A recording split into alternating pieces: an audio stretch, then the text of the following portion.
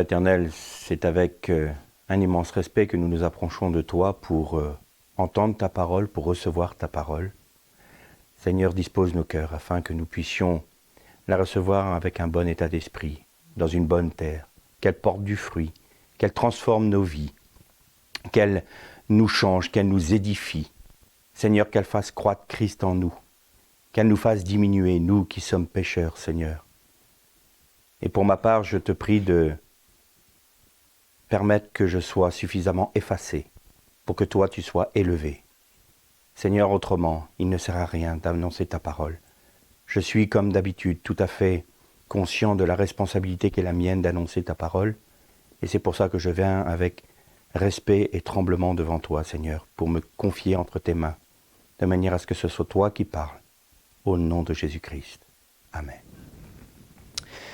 On va poursuivre donc la méditation de la semaine dernière concernant la délivrance, la guérison, et on parlait ensemble du fait que bien souvent on liait les mains de Dieu. On a constaté également qu'il était évident que même en étant chrétien, on pouvait très bien être influencé par des esprits, par des démons, et que le Seigneur se proposait de nous délivrer, mais qu'il y avait des prérequis. Alors, évidemment, on va un peu nous attarder sur ces prérequis, mais avant toute chose, il est peut-être bon de voir aussi d'où vient ce problème démoniaque que nous pouvons avoir. Donc on a réalisé que c'était dans notre chair, c'est-à-dire dans notre âme qui n'était pas régénérée, pas au niveau de notre esprit. Notre esprit, à partir du moment où nous sommes sauvés, où nous avons confessé nos péchés, nous avons été convaincus de péché, que nous avons demandé pardon au Seigneur dans une repentance véritable, pas du bout des lèvres, mais une conscience de notre péché, on est convaincu de péché, de justice, de jugement, et à ce moment-là, on demande pardon au Seigneur, on accepte le sacrifice de Jésus, alors son esprit vient habiter dans notre esprit, comme le dit Jésus, nous le disait Jésus à travers sa parole. À partir de là, nous sommes la possession de Jésus. Nous ne pouvons pas être la possession de l'ennemi. Or, bien souvent, les origines que nous avons d'esprits démoniaques qui peuvent s'attacher à notre âme viennent aussi de notre vie avant Christ, avant de connaître Christ, et notamment dans tout ce qui va toucher l'occultisme. À partir du moment où nous avons touché à l'occultisme, alors ça peut être des choses tout à fait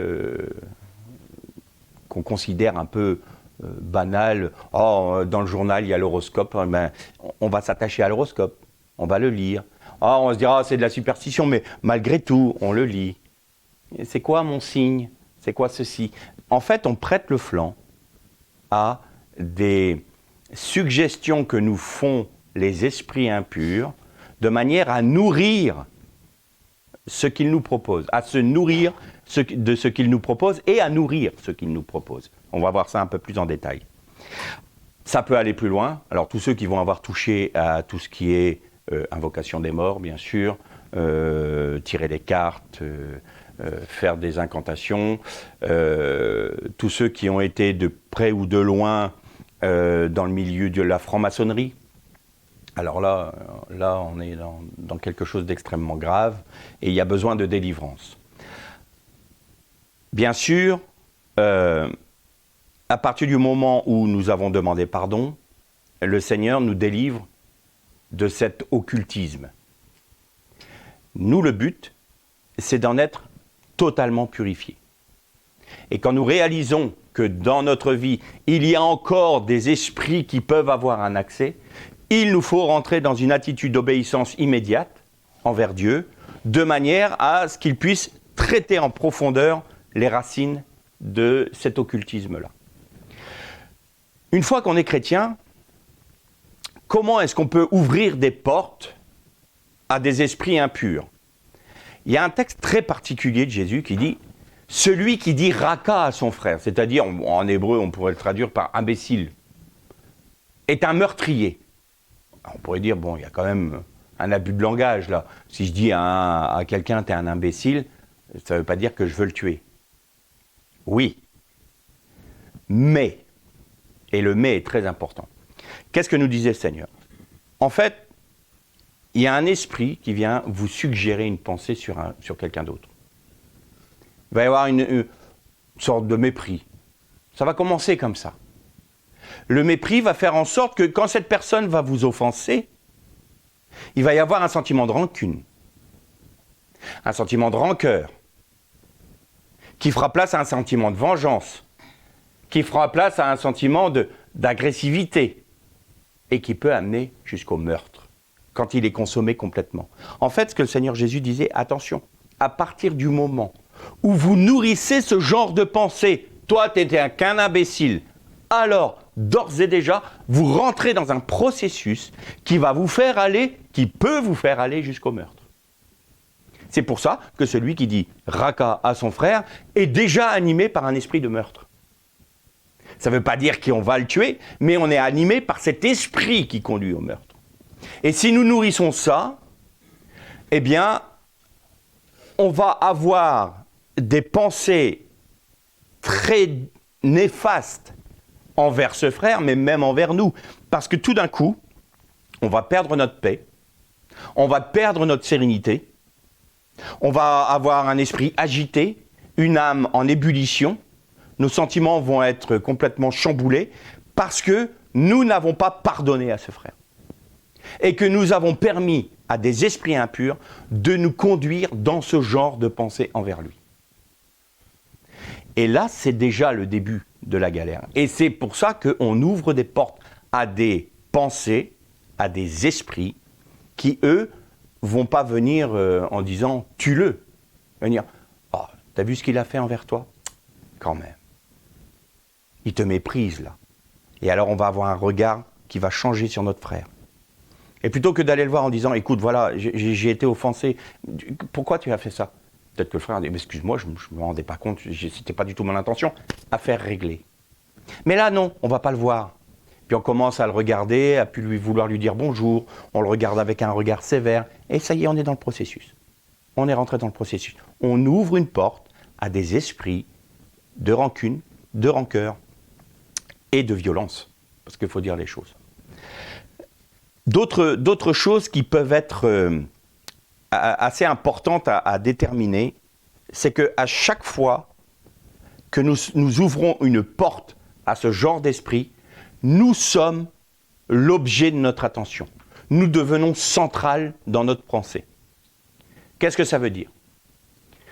On disait la dernière fois qu'on était une nouvelle création et qu'à travers Abba, on avait vu qu'on retournait vers l'unité et que Dieu avait tout créé, que c'était de lui que nous venions. Et toute la création. Donc Satan aussi. Et c'est là où je dis que Satan, est-ce que Dieu a créé le mal ? Oui, indirectement.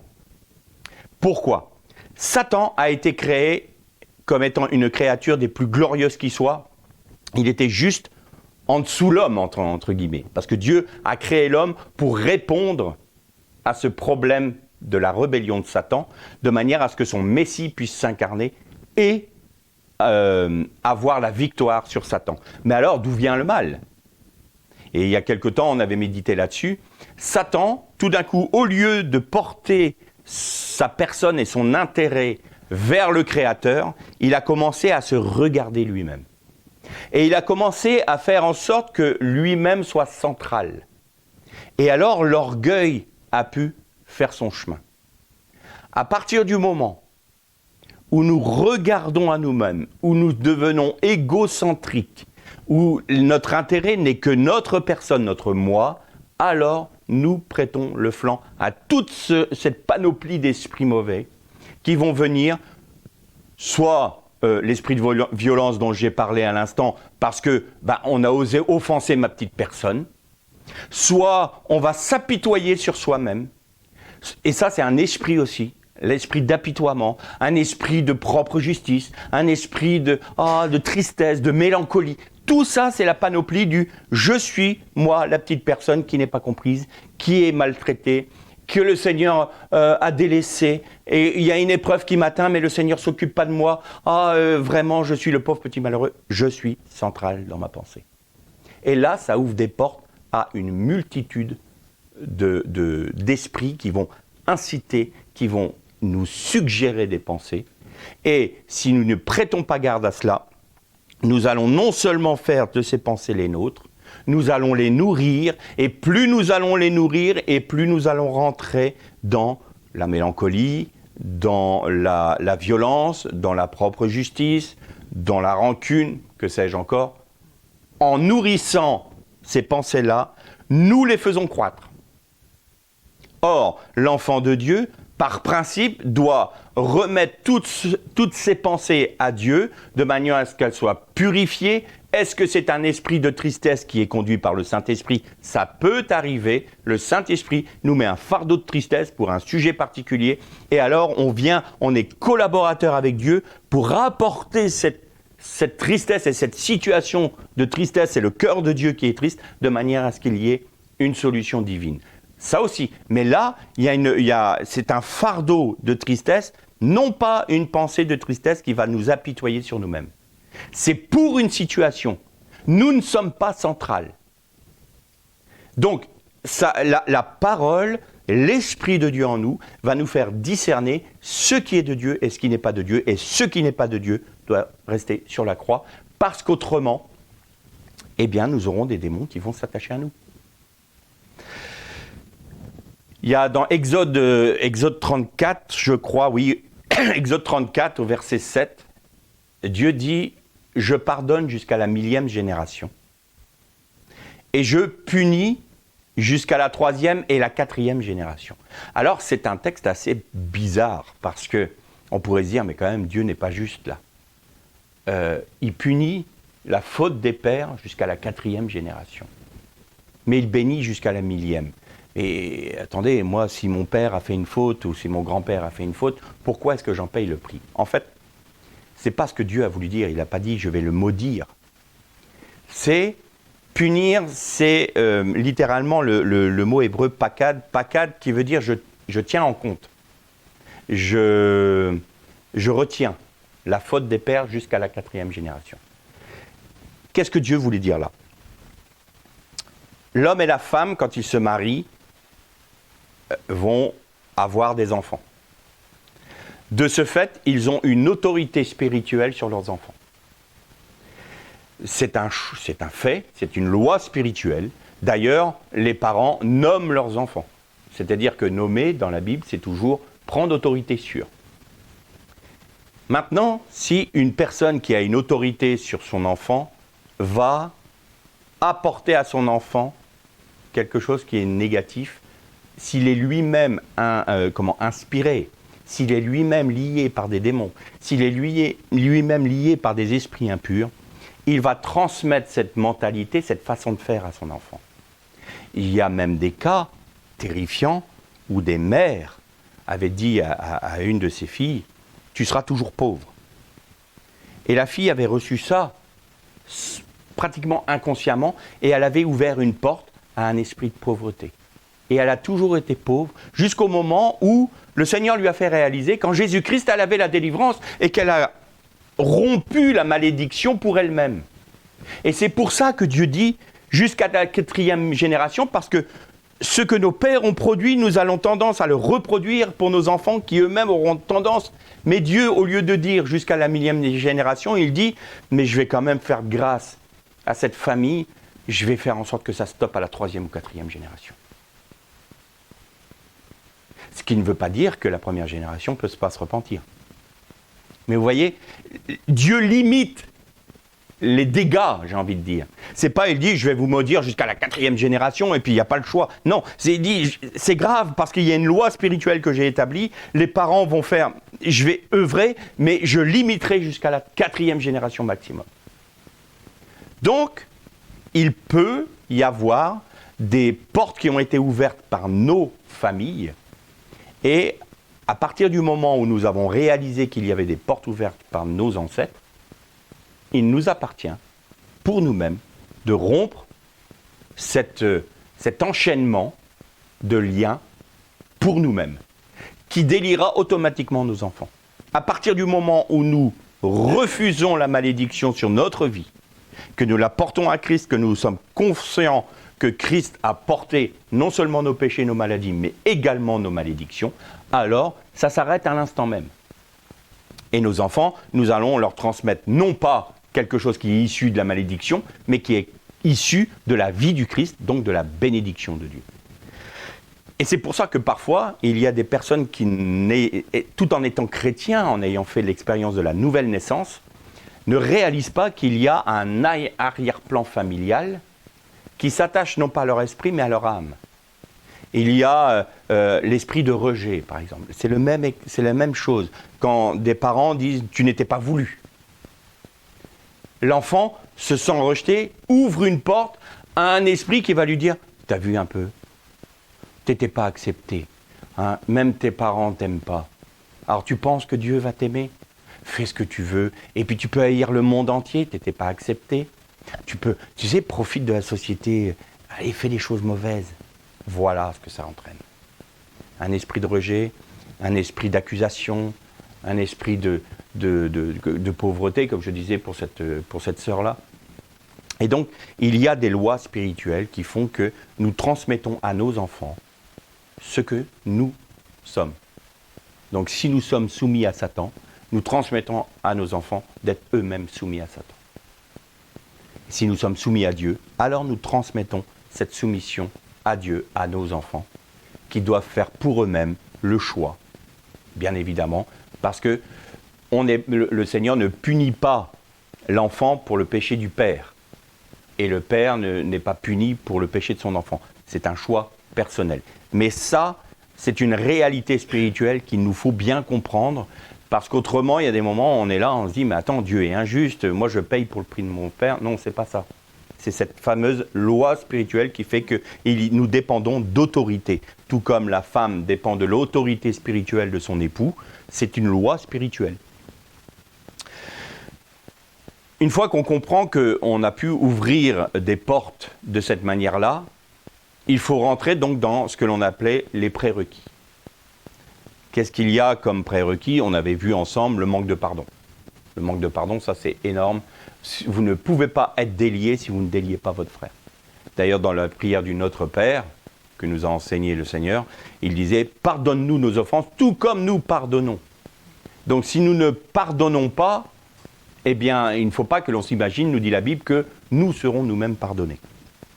Donc ça peut être aussi un jugement que Dieu met sur nos vies pour nous amener à délier notre frère ou notre sœur, de manière à nous-mêmes être déliés. Si on s'enferme dans notre rébellion et dans notre désobéissance à ce que Dieu met sur nos vies, bien, on en subit les conséquences et on peut prier pendant X temps, il n'y aura jamais de réponse.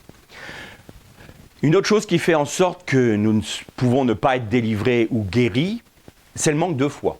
Ça, c'est une évidence. Alors, je suis toujours très étonné quand des frères et des sœurs courent auprès de certains ministères parce qu'ils pensent que le ministère va les délivrer. Ah, je vais voir un tel parce que lui, il a eu des résultats. Donc, comme ça, je vais demander à ce qu'il prie pour moi. Le serviteur n'est rien du tout. Rien. C'est Christ qui guérit. Que ce soit ce serviteur, que ce soit la petite sœur qui est au fin fond de sa campagne, une petite grand-mère qui va dire « je vais prier pour toi, tu vas être délivré ». C'est la même chose.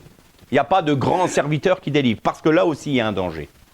C'est qu'il y a des mauvais serviteurs, parce qu'il faut dire les choses telles qu'elles sont. Il y a des mauvais serviteurs qui se font une publicité sur le dos du peuple de Dieu et se glorifient à la place de Jésus. Ça, ils vont avoir des conséquences.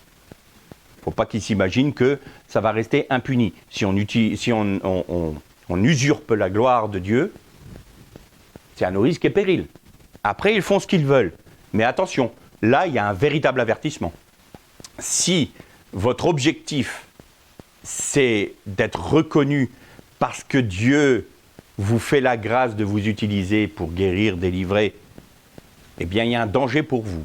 Par contre, si vous êtes simplement un serviteur, dans l'humilité, comment pouvons-nous nous enorgueillir honnêtement quand on sait qui on est ? Que le Seigneur enlève sa grâce de nous et on va très vite comprendre qu'on est des moins que rien. On ne peut rien sans lui. Donc il faut se remettre dans cet esprit j'ai envie de dire que l'humilité devrait être la norme. Parce qu'on ne peut pas se glorifier de ce que Dieu nous a donné. C'est un don. On n'a rien fait pour. Nul homme n'est capable de satisfaire le cœur de Dieu. Alors arrêtons de nous enorgueillir. Par contre, ce n'est pas parce que Dieu m'utilise qu'il m'approuve. Et je répète bien pour les serviteurs de Dieu. Ce n'est pas parce que Dieu vous utilise qu'il vous approuve. Il peut très bien bénir la foi d'un enfant de Dieu qui vient pour recevoir une grâce de Dieu, et vous être dans la désobéissance et être désapprouvé par Dieu. Et vous rendrez compte, pour cette désobéissance, que vous ne voulez pas changer dans votre vie. C'est clair. Alors je suis peut-être un peu plus sévère avec les serviteurs, mais ils sont censés apporter la parole de Dieu au peuple de Dieu, donc ils sont censés connaître ces choses. S'ils ne le sont pas, c'est qu'il y a un problème. Il faut qu'ils arrêtent le ministère. Jusqu'à ce qu'ils soient soumis à Dieu, et qu'enfin, ils soient dans l'humilité, dans la soumission au Seigneur, et dans l'acceptation d'être purifiés par lui, sanctifiés par lui, et qu'ils puissent transmettre aux autres l'huile d'onction sainte, et pas les impuretés de la chair. Là, je termine pour les serviteurs. Concernant les enfants de Dieu, les chrétiens, tous les chrétiens, premièrement, il faut dire, tous les chrétiens peuvent prier pour leurs frères, pour la guérison, pour la délivrance. Ce n'est pas une question d'un ministère de délivrance ou pas de délivrance. Certes, il y a des dons particuliers, dons de guérison, dons d'opérer des miracles. Ça, c'est dans l'Église, pour l'édification de l'Église. C'est très clair. Mais tous ceux qui ont cru peuvent produire les signes qui confirment la parole. Ils n'ont pas dit les serviteurs qui sont prophètes, ceux qui sont pasteurs, ceux qui sont évangélistes, tous ceux qui ont cru. Et donc c'est la foi qui est important. Quand un homme est venu voir Jésus, qui lui a dit « si tu peux », et Jésus lui dit « si je peux », il était étonné lui-même qu'un Israélite lui dise « si tu peux », mais t'as pas vu. Tu ne reconnais pas enfin que je guéris les malades, je ressuscite les morts, que je confirme la parole par les actes que je fais. Et tu me dis si je peux. Et là, l'homme réalise la folie de son incrédulité. Il dit, je crois mais viens au secours de mon incrédulité. Quelque part, il avait tout compris. Et je ne m'appuie pas sur ma propre foi. Je m'appuie sur ta foi, toi Jésus. Fais-moi vivre dans la foi, de manière à ce que je puisse me saisir de ce que tu veux me donner. Et donc celui qui est saisi par la foi et par la parole, c'est pour ça que ceux qui vont annoncer la parole vont produire, cette parole va produire la foi chez ceux qui l'entendent, et après, il peut y avoir les signes qui l'accompagnent. Pourquoi ? Mais parce que l'auditoire, j'ai envie de dire, peut se saisir des paroles que Dieu vient de leur donner pour les faire, pour appuyer leur foi et dire, selon ce qui vient d'être dit, selon ta parole, je réclame. Et la foi ouvre les portes. Il y a guérison, il y a délivrance, il y a libération. Bien entendu, bien entendu. Il n'y a aucun souci à ça. Mais est-ce que tu crois que je puisse faire ça pour toi ? Dieu va nous délivrer de nos ennemis. Mais il ne va pas nous délivrer de nos amis. Qu'est-ce que j'entends par là ? S'il y a quelque chose dans notre vie qu'on sait qui n'est pas selon le cœur de Dieu, mais quand même, oh Seigneur, libère-moi, mais du bout des lèvres, parce que j'aime bien, quand même, ça. Il y a des choses qu'on aime bien, que la chair aime bien. Il ne nous délivrera pas de nos amis. Il faut qu'on réalise que ce soi-disant ami est le pire de notre ennemi, parce qu'il nous maintient dans la chair. Il faut que l'on soit des hommes faits. Il faut que l'on soit des hommes forts en Christ, en disant non. Ça, c'est cet amour charnel et inimitié contre toi. Donc, je le refuse et je le laisse à la croix. Là, il y a délivrance. Mais il nous délivrera de nos ennemis, pas de nos amis. Évidemment, le plus grand de nos amis, c'est qui ? C'est nous. À partir du moment où on va être central, alors nous savons que là, il y aura un problème. Pourquoi ? Parce que comme je disais tout à l'heure, Satan s'est regardé à lui-même et s'est comparé à Dieu. Et il s'est dit, mais après tout, je suis si glorieux. Ne pourrais-je pas être Dieu ? Et là, il a commencé à nourrir dans son cœur le mal. Et le mal est né à ce moment-là. Et quand la femme a été tenté par le serpent, donc par Satan. Qu'est-ce qu'il lui a dit? Regarde. Ça a commencé par la vue. Elle vit que l'arbre était bon à manger. Alors c'est quelque chose d'étonnant parce que on dit voir quelque chose qui est bon à manger. Et une sœur qui a été au Japon me disait dernièrement, tu sais que les Japonais, ils ont toujours quelque chose de très esthétique chez eux.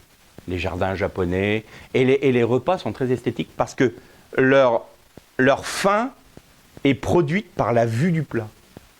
C'est pas comme chez nous.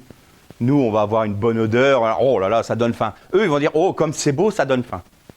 Donc, elle vit que l'arbre était bon à manger. Donc, Satan agit sur les sens. Il agit sur les sens. Tu vois, c'est quand même pas mal, ça. Allez, vas-y, mets la main. Et puis, je vais te dire franchement, si jamais tu goûtes de ce fruit-là, tu seras comme un Dieu. Tu seras comme un Elohim. Oh! Et là, le moi est flatté. Ah, non seulement il est beau à voir, doit être agréable à manger, mais en plus, j'aurai la capacité de déterminer par moi-même ce qui est bien de ce qui est mal. Ça donne envie. Et qu'est-ce qui est central? Elle-même. Et le péché est consommé à ce moment-là. Parce que Satan l'a fait regarder à elle-même, l'a fait regarder à eux-mêmes, parce que Adam n'était pas... il était dans le coup, j'ai envie de dire, même si après il accusait Dieu en disant c'est la femme que tu as mis à mes côtés. Ouah. La lâcheté masculine a commencé ce jour-là, donc ça date. Et il a dit c'est vous qui vous devez regarder. Regardez, là je suis en train de vous faire en sorte que vous soyez élevés, vous. Pas Christ, pas Dieu. Oh, Dieu, est-ce qu'il a dit ça vraiment? Attends, d'abord, est-ce qu'il a vraiment dit ça? Et alors là, on rentre dans un processus terrifiant qui va nous faire tomber, mais alors à vitesse grand V. C'est le doute sur la parole, c'est se regarder à soi-même, c'est se satisfaire soi-même. Là, on a le combo perdant au niveau spirituel. Donc, à cause de tout ça, il peut y avoir des esprits impurs qui vont s'attacher à nous et qui vont pouvoir faire ce qu'ils veulent. Parce que notre nature charnelle, notre âme irrégénérée, comme on le disait la semaine dernière, eh bien, va nourrir cela. Et si nous ne l'apportons pas à la croix, eh bien, ils porteront des fruits, mais pas des fruits à la gloire de Dieu, des fruits néfastes, négatifs, mauvais. On reconnaît un arbre à ses fruits. Quand vous voyez des fruits qui sont pourris, c'est qu'il y a de la pourriture à l'intérieur. Véritablement. Et c'est que il y a des germes de moisissure et de pourriture qui sont là, qui n'ont pas été enlevés, et donc les fruits sont mauvais.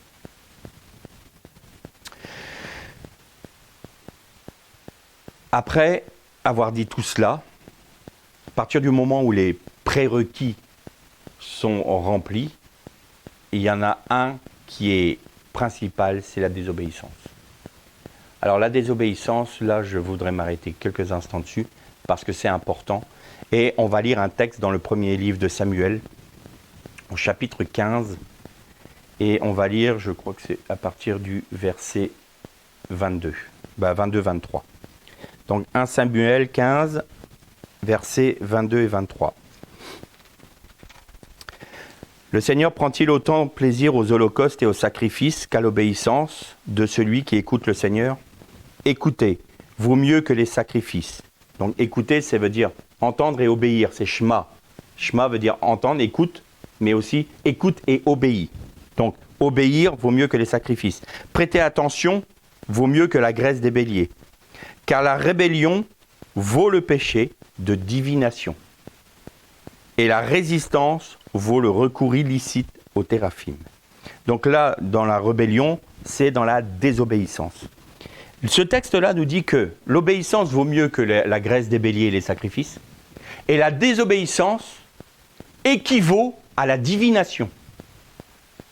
Et la rébellion à offrir des téraphim, des sacrifices au téraphim.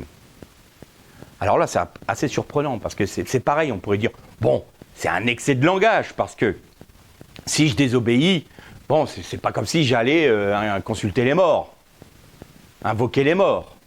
Eh bien si, aux yeux de Dieu. Si, ça équivaut. Alors on se pose des questions, mais pourquoi? Mais parce que l'esprit de désobéissance est un esprit de rébellion. Et l'esprit de rébellion et de désobéissance, c'est exactement ce qui a animé Satan à l'origine de son péché. Il s'est rebellé contre Dieu parce qu'il s'est enorgueilli. Et donc en s'enorgueillissant, il est rentré dans une désobéissance à Dieu, c'est-à-dire il n'a plus eu le rôle qui était le sien, il a voulu se satisfaire lui-même au détriment de Dieu. La désobéissance sera toujours agir de manière à ce que nous soyons rémunérés nous-mêmes notre chair au détriment de Dieu.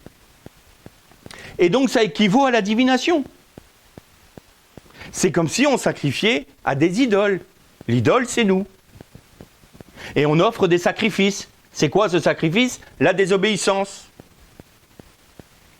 Donc, si nous désobéissons à la parole sciemment, il ne faut pas nous attendre à être délivrés ou libérés, puisque nous invoquons sur nous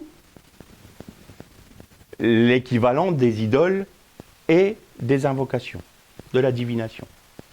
Dieu ne peut pas répondre à ça, parce qu'il ne peut pas faire couler, ce que je disais la semaine dernière, couler l'huile d'onction sainte sur la chair. C'est aussi simple que ça. Alors, on pourrait se dire, bah oui, mais parfois on désobéissance sans connaître. C'est vrai. Auquel cas, le Seigneur ne considère pas que c'est une désobéissance, parce que nous ne sommes pas au courant. Nous ne le savons pas. Donc celui qui ne sait pas ne pêche pas. Évidemment. Mais, je suis toujours surpris de voir qu'il y a des textes bibliques qui sont tellement limpides et clairs qu'il n'y a pas besoin d'avoir une interprétation particulière, mais on n'y obéit pas. Et on trouve des subterfuges en tirant des textes de leur contexte pour pouvoir ne pas obéir à ce que dit la parole. Je prends par exemple la tenue de l'homme et de la femme dans l'Église. On parlait la semaine dernière qu'on était séparés de l'Égypte par le baptême. L'objectif de Dieu, c'est de faire de nous un peuple séparé. Mais quand nous acceptons ce qui vient du monde dans nos églises, et qu'on ne voit plus de différence entre le monde et ce qui est dans l'église, il ne faut pas qu'on soit surpris qu'il y ait des conséquences. Moi, je vais prendre un exemple tout simple. Vous prenez des groupes de chanteurs dans le monde, groupe rock et tout ce que vous voulez, ou des chanteurs dans le monde, et que vous voyez les mêmes tenues, les mêmes musiques, les mêmes façons de se comporter, il n'y a que les mots qui changent parce qu'on dit « Jésus, t'es mon roi ». Est-ce vrai? Jésus, t'es mon Seigneur.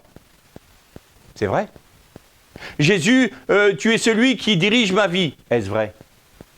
C'est pas le tout de dire des paroles avec des musiques qui sont empruntées au monde, avec une tenue qui est empruntée au monde, avec un look qui est emprunté au monde, et de mettre du Jésus dessus. C'est pas ça qui fera en sorte que Jésus soit ton sauveur, soit ton Seigneur, et soit celui qui dirige ta vie.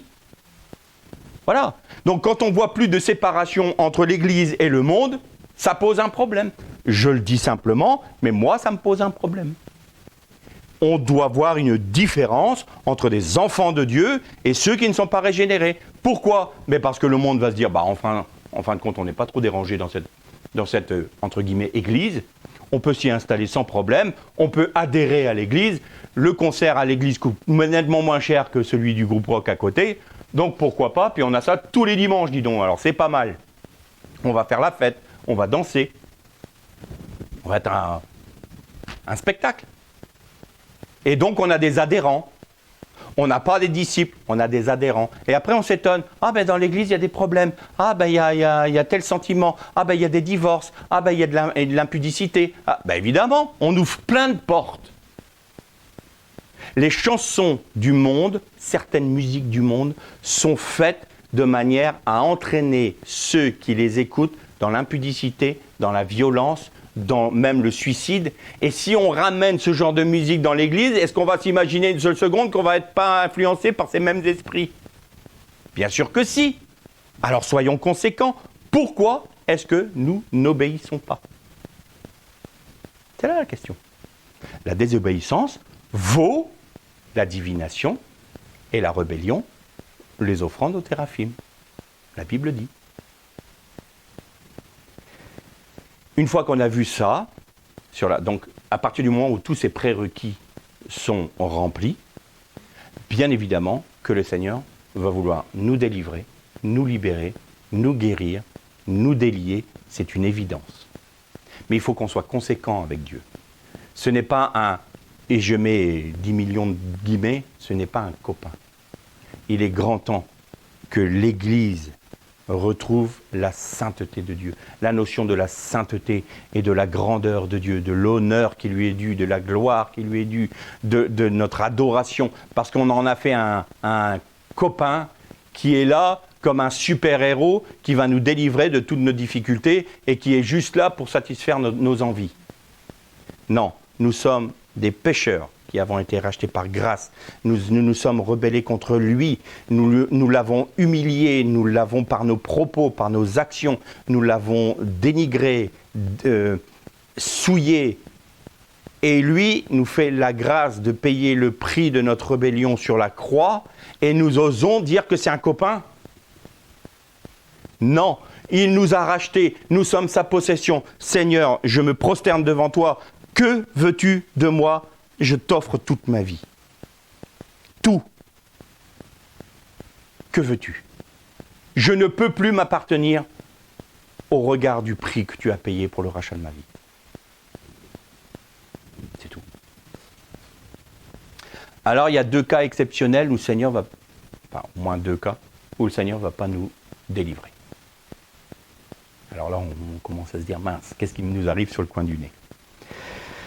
Il y a l'exemple de Paul. Paul qui demande 3 fois, parce qu'il y a un ange de Satan qui vient le souffleter. Une écharpe dans sa chair. Alors ange c'est malach en hébreu, malach c'est un envoyé.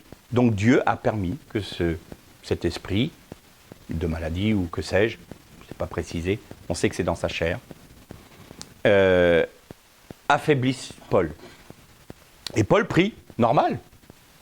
Mais lui la logique c'est la guérison, la logique c'est la délivrance. Pas de souci. Paul, tu as un problème dans ta vie. Hein. Parce que, ok, Dieu guérit tout le monde avec toi. Il y a même juste ton ombre qui passe, ou tu touches un linge et ça guérit les malades. Et toi, tu n'es pas délivré. Tu n'as pas un problème dans ta vie, Paul? Je dis ça parce que nous, maintenant, dans nos assemblées, on n'a plus ce genre de jugement. On est sanctifiés, nous. Je ferme la parenthèse de mon sarcasme. Paul demande à Dieu de le délivrer. Et Dieu lui dit, ma grâce te suffit. Et c'est étonnant parce que Paul va prier 3 fois. 3 fois. Et pourquoi 3 fois et pas plus? Parce qu'il aurait pu demander une 4e fois, une 5e fois, une 6e fois, jusqu'à voir. Vraiment, est-ce que tu es sûr que ta grâce me suffit? Dans la pensée juive, à partir du moment où c'est répété 3 fois, c'est que c'est scellé par Dieu. Parce que Dieu est 3 fois saint. Donc, s'il y a une réponse de Dieu 3 fois de suite, c'est que c'est scellé. Donc, il a prié une fois, prié une 2e fois, 3e fois, ma grâce te suffit. Ok, terminé, je ne prie plus. C'est scellé. La grâce de Dieu me suffit parce que dans ma faiblesse, il peut manifester sa puissance. Seigneur, si c'est pour te glorifier, je me glorifierai bien plus de mes faiblesses. Paul avait tout compris. Et qu'est-ce qu'il dit? À cause de l'excellence des révélations reçues, il fallait que Dieu me garde, je paraphrase, me garde dans l'humiliation. En fait, Dieu n'a pas permis que cet ange de Satan vienne souffleter Paul pour qu'il soit maltraité ou puni. C'est pour le garder. Et le garder de quoi? Du péché de Satan. Il avait reçu tellement de révélations merveilleuses qu'il pouvait regarder à lui-même, s'enorgueillir et dire maintenant, l'Église doit être Paul. Dieu dit non, je vais t'affaiblir. Parce que je ne veux pas que tu rentres dans l'orgueil. Je te garde dans l'humilité. Et ça, c'est une grâce de Dieu. Alors Dieu ne peut pas satisfaire notre demande de délivrance parce que cet affaiblissement a un but précis de nous garder dans les mains de Dieu. C'est tout. Alors quand c'est comme ça, merci Seigneur, je vivrai donc par ta grâce, ma faiblesse est transcendée par ta puissance. Point. Ah mais tu vas être mal jugé. Mais le jugement des autres ne m'intéresse pas. L'essentiel pour moi, c'est que Dieu se satisfasse de moi. Est-ce que Dieu m'approuve? Est-ce que Dieu est d'accord avec moi? Est-ce que Dieu approuve le choix que je fais, la vie que je mène? Ce n'est pas au regard des résultats, c'est au regard de est-ce que tu m'approuves, Seigneur? Tu peux avoir des beaux messages, tu peux avoir des magnifiques, des délivrances, prophètes, tout ce que tu veux. Si Dieu ne t'approuve pas, pour ta vie, les autres seront bénis, mais toi, tu auras un problème. Est-ce que Dieu m'approuve? Et puis il arrive un moment, dans notre marche chrétienne, où le Seigneur a fait une telle œuvre en nous, où nous acceptons la croix, qu'il va, et vous allez voir que c'est glorieux, mais sur le coup on peut avoir peur, qu'il va, entre guillemets, avoir suffisamment confiance en nous pour nous amener en enfer. Et ça, c'est Job. Et là, on se dit, oh là, qu'est-ce que ça veut dire? Prenez l'histoire de Job. Vous avez d'abord Dieu qui est là, sur son trône, et il y a Satan qui passe au milieu des fils de Dieu, c'est-à-dire au milieu de ceux qui ont été créés par Dieu. Et c'est Dieu qui l'interpelle. D'où viens-tu, Satan? Je viens de parcourir la terre. Bon, comme je dis souvent, si vous voulez voir où Satan est passé, vous regardez les traînées de sang dans l'humanité, il est là. Je viens de parcourir la terre. Et Dieu, lui, as-tu vu mon serviteur Job? Alors, Seigneur, là, tu quand même agites le chiffon rouge, là. Tu es en train de mettre une cible sur le dos de Job, terrible, quoi. Et puis Satan, l'accusateur, hein. Bah, évidemment qu'il te glorifie, évidemment, t'as vu, tu le bénis. Laisse-moi le toucher. Tu vas voir s'il va te bénir longtemps. Et Dieu dit, ok, d'accord. Je te donne autorité sur Job. Seulement, la limite, c'est tu ne tueras pas. Tu n'atteins pas sa vie. Et là, les serviteurs n'avaient pas le temps d'arriver que ses enfants sont morts, son troupeau est décimé. Tout lui tombe, boum, d'un coup sur le dos. Et Job, qui était intègre dans ses voies, qu'est-ce qu'il dit? L'Éternel a donné, l'Éternel a repris, que le nom de l'Éternel soit béni. Alors moi, parfois, je m'imagine, quand j'ai mes petits bobos qui m'arrivent, et que je commence déjà à ruer dans les brancards, et je me dis, punaise, si j'étais Job, je crois que j'aurais tué tous ceux qui étaient autour de moi, je me serais rebellé contre Dieu, j'aurais dit, plus jamais je vais entendre parler de ton nom. Mais évidemment, Job. Et Dieu va permettre ça, on trouve étrange quand même. Parce que Dieu a deux buts dans cette œuvre-là. Le premier but, c'est pour lui et pour sa gloire. Satan l'avait incité en disant, si je le touche, il te maudira. Eh bien Dieu, il dit, je vais remettre ma gloire entre les mains de Job. Et tu vas voir. Et Dieu sait que Job est suffisamment, on va paraphraser, on va mettre un peu à l'actualité, connaît suffisamment l'œuvre de la croix, est suffisamment soumis à lui, est suffisamment purifié par lui, laisse suffisamment Christ vivre en lui, de manière à ce que sa gloire ne soit pas ternie par son attitude. Et qu'est-ce qu'il dit? Tu m'as donné, Seigneur, tu m'as repris, c'est toi, ma vie t'appartient, sois glorifié. Et Satan, il est dénoncé aux yeux de tous. Et puis, il y a une deuxième œuvre en même temps, parce que le Seigneur, il aime bien faire d'une pierre deux coups. Et puis, il dit, mais il faut que toi, tu en tires un bénéfice, mon enfant. Alors, tu vois, tu t'attachais vraiment trop à ta propre justice. Tu étais trop sûr de... C'est bien, mais tu oubliais de te confier en moi, quand même, malgré tout. Et tu t'appuies, tu vois, sur toute la justification que tu as eue avec tes amis, qui, en plus, n'avaient rien compris, eux. Mais même avec moi, tu as contesté. Mais regarde, j'ai pas porté les yeux sur une vierge, j'ai pas fait ci, j'ai pas fait ça, j'ai toujours fait... Voilà. Dieu dit, je sais ça. Mais tu t'appuies plus sur ce que toi tu fais que sur ma grâce. Alors maintenant, je veux te révéler ma grâce. Je veux que tu me connaisses, moi, dans mon amour. Donc dans ma personne intrinsèque, ce que je suis vraiment. Je t'amène au plus profond de mon cœur. Je t'amène au plus profond de mon être pour que tu sois intime avec moi. Et qu'est-ce que dit Job à la fin? J'avais entendu parler de toi en fait. Et maintenant mes yeux t'ont vu. Mes yeux t'ont vu. Parce que tu m'as amené dans le cœur même de ce que tu es. Et là, Dieu aime à bénir. Là, il y a délivrance. Vous avez noté, il a eu le double de tout. Mais pas de ses enfants. Alors on se dit, mais c'est bizarre, pourquoi il n'a pas eu le double d'enfants? Parce que ses premiers enfants n'étaient pas morts.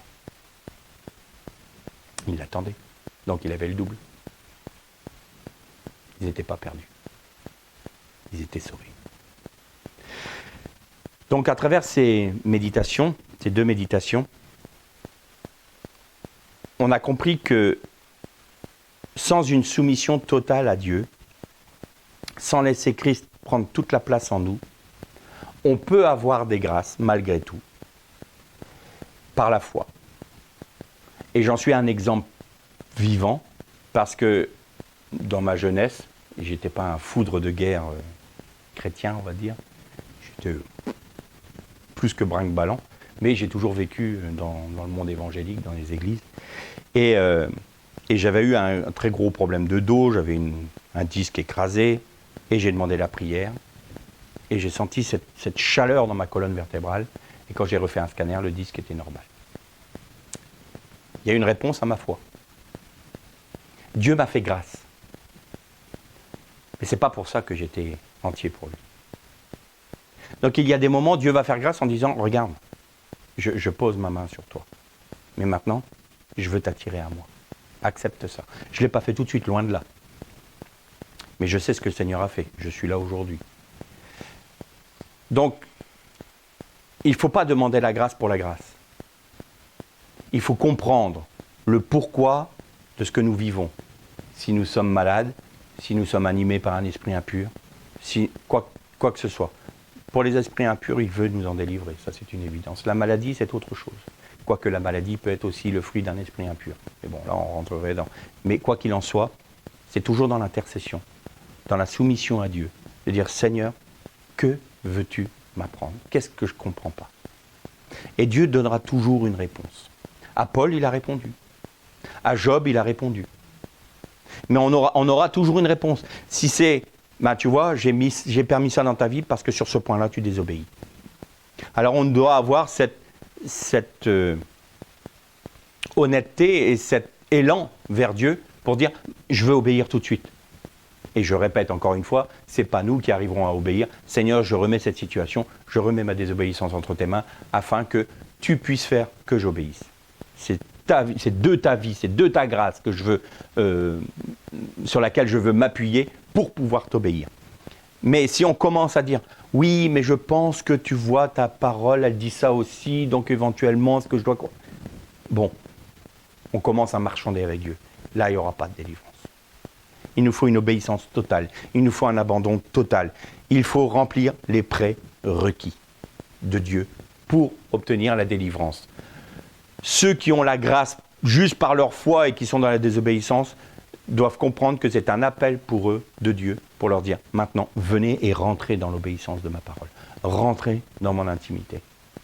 Parce qu'autrement, il y a un point extrêmement grave et important pour terminer ce message, c'est que si nous sommes délivrés d'un esprit impur et que nous ne rentrons pas dans l'obéissance, c'est-à-dire que nous ne laissons pas l'esprit de Dieu prendre toute la place, la Bible nous dit que la maison est ornée et décorée, et que l'esprit impur qui est sorti va aller chercher 7 autres esprits pires que lui, et qu'ils viendront.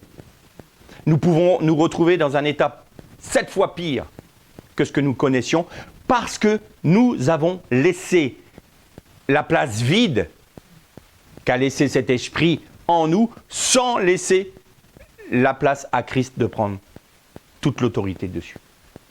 Et si nous sommes inconséquents, si nous sommes un peu fainéants spirituellement sur ce point-là, eh bien nous risquons d'avoir de plus gros problèmes que quand on était délivré. Donc là, si le Seigneur voit que l'on risque de rentrer dans cette situation-là, il ne va pas nous délivrer. Mais ça va être pire. Il faut qu'il accepte d'être totalement soumis et rempli de mon esprit, rempli de ma personne, de manière à ce qu'aucun esprit ne puisse revenir sur ce point-là. Ce sont des lois spirituelles, ce sont des principes spirituels auxquels nous devons obéir. Si nous ne voulons pas y obéir, nous en subissons les conséquences. On peut nier la loi de la gravité. Si je me jette du haut d'un immeuble, les conséquences, je les vivrai. tant que la chute sera là, tout ira bien. Arrivé en bas, c'est là que ça fait mal. Bien là, c'est pareil pour les lois spirituelles. On peut les nier, on peut les dénigrer, on peut dire « Oh, je m'en passe bien ». Les conséquences seront là. C'est comme ça. Donc, toujours se placer dans la prière, toujours savoir ce que le Seigneur veut pour nous. Si le Seigneur te dit « Ma grâce te suffit », c'est pas la peine d'aller demander aux frères de prier. Ma grâce te suffit. Je t'affaiblis pour une raison. Très bien, Seigneur. Je me soumets et j'obéis. Ou alors, c'est comme Job. Laisse l'épreuve faire son œuvre. Laisse l'épreuve te donner la leçon que je veux t'apprendre. Laisse-la t'enseigner. Ça aussi, c'est un ange que je t'envoie. Laisse-la t'enseigner. Seigneur, je ne comprends pas. Soumets-toi à moi. Seigneur, j'accepte. J'accepte que tu ne me délivres pas tout de suite. Que tu répondes de manière un peu différente de ce que j'imaginais. Mais Seigneur, je me soumets à toi.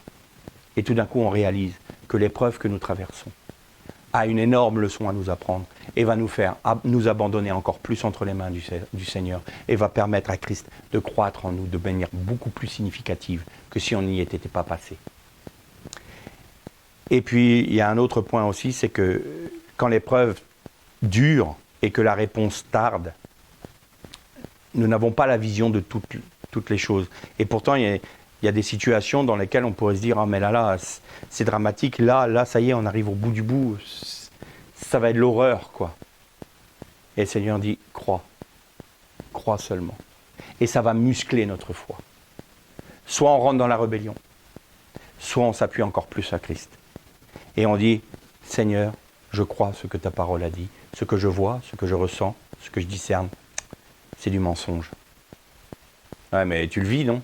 Oui, mais c'est du mensonge. Pourquoi? Parce que c'est Satan qui gouverne ce monde. Et ce monde est basé sur le mensonge. Donc ce que je vois, ce que je ressens, même dans la chair, il y a des moments où on est là, je ne me sens pas bien. Les effets psychosomatiques, c'est étonnant, non? Le psychique qui va produire des effets physiques. Donc si si Satan peut atteindre, votre psychique, il atteindra aussi votre physique.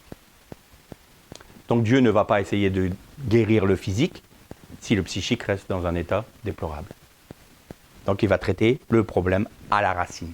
Et donc pendant ce laps de temps-là, vous apprenez. Votre foi se fortifie, Dieu se glorifie, et vous êtes délivré. Il y a tout un processus. C'est pour ça que ne pas avoir une intimité avec Dieu va nous faire ne pas comprendre l'épreuve, ne pas comprendre ce qu'on traverse, ne pas comprendre pourquoi tel esprit, telle maladie est sur nous. Parce que on n'entend même plus la voix de Dieu. Donc, le Seigneur veut nous répondre à sa manière et en son temps. À nous d'être suffisamment soumis pour attendre la réponse du Seigneur dans un esprit de paix, de repos. Parce que si vous voulez expérimenter la paix de Dieu et le repos de Dieu en Jésus-Christ, faut que vous soyez dans la tempête. Parce que quand tout est calme, c'est pas dur d'être dans le repos.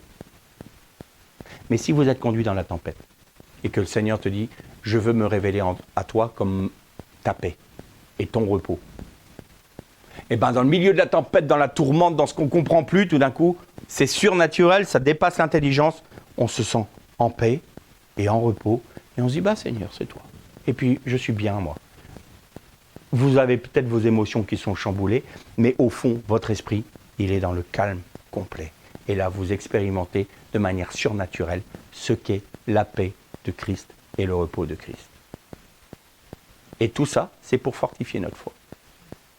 Donc, oui, la délivrance, oui, la guérison, mais remplir les conditions, comprendre ce que Dieu veut faire pour nous à travers ça, et avoir toujours cette soumission au Seigneur, quoi qu'il nous demande.